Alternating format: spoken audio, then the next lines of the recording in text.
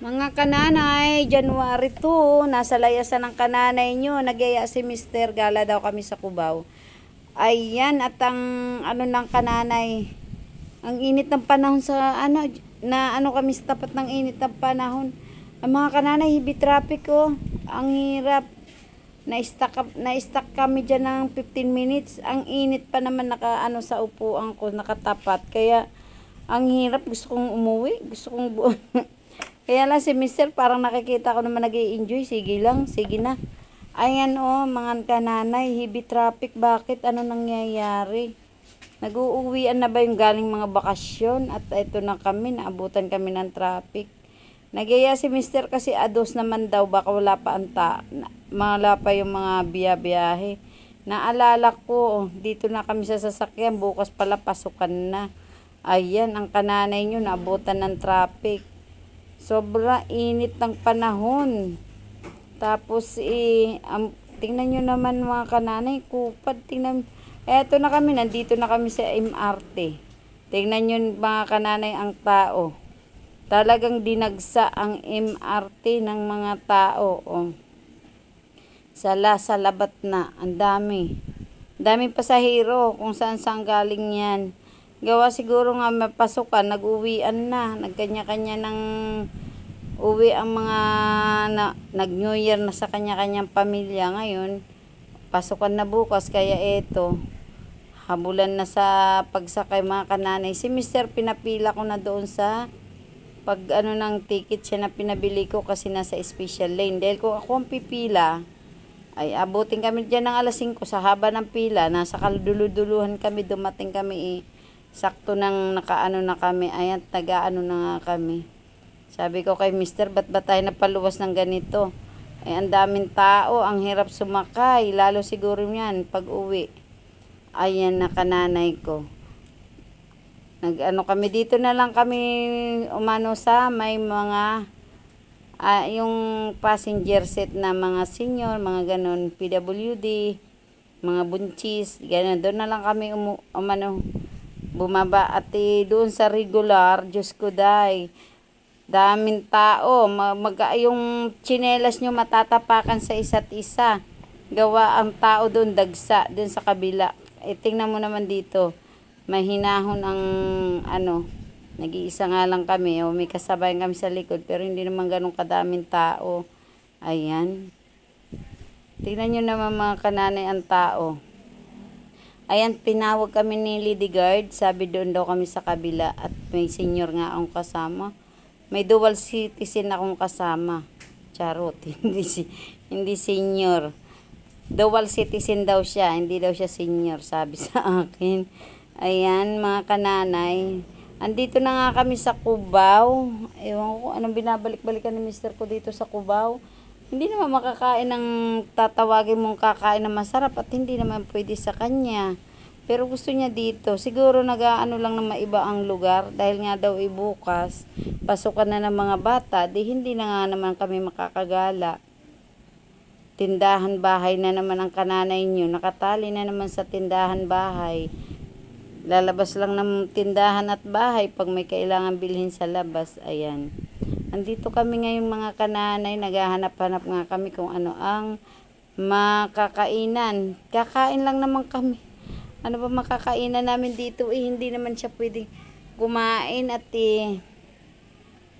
mga mamantika, bawal naman sa kanya. Pero gusto niya dito.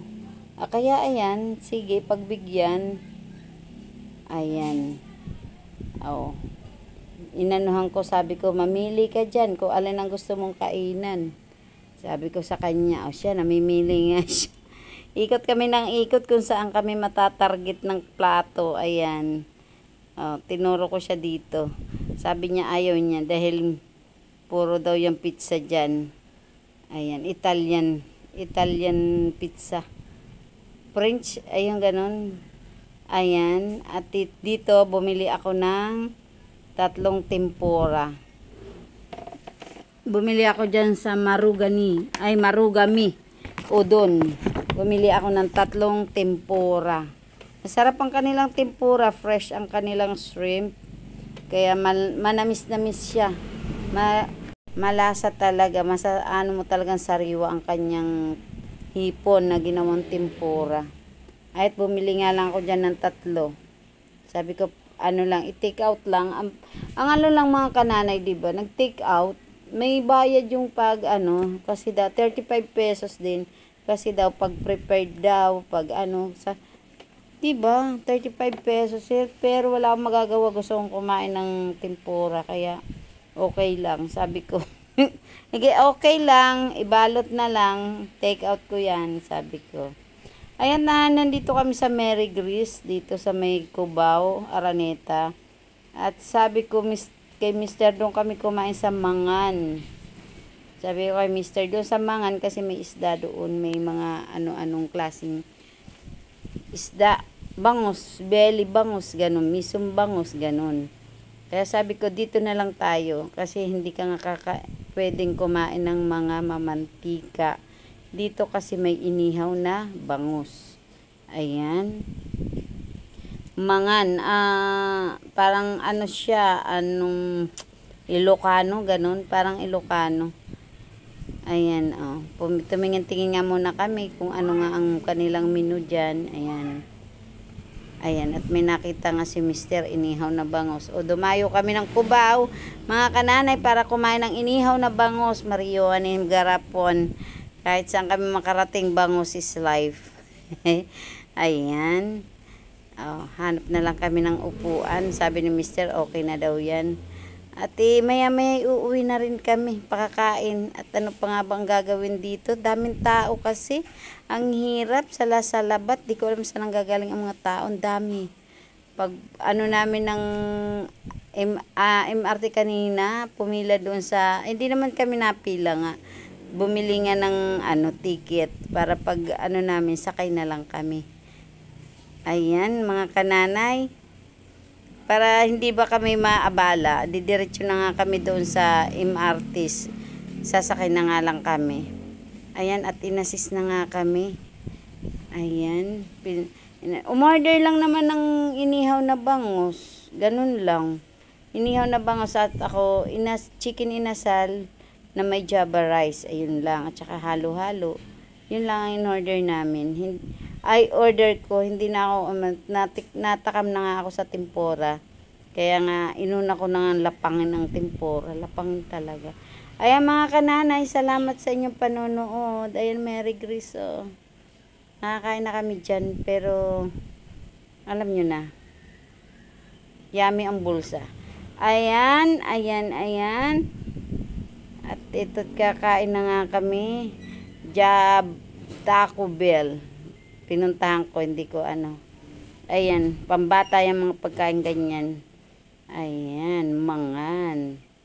Dito kami kakain. Ayan, kumain na nga kami. Salamat mga kananay. Inihaw na bangus, dinayo sa Cubao. Saan ka pa? Salamat sa inyong panonood. God bless. Ingat po tayong lahat. Happy New Year. Happy Three Kings mga kananay.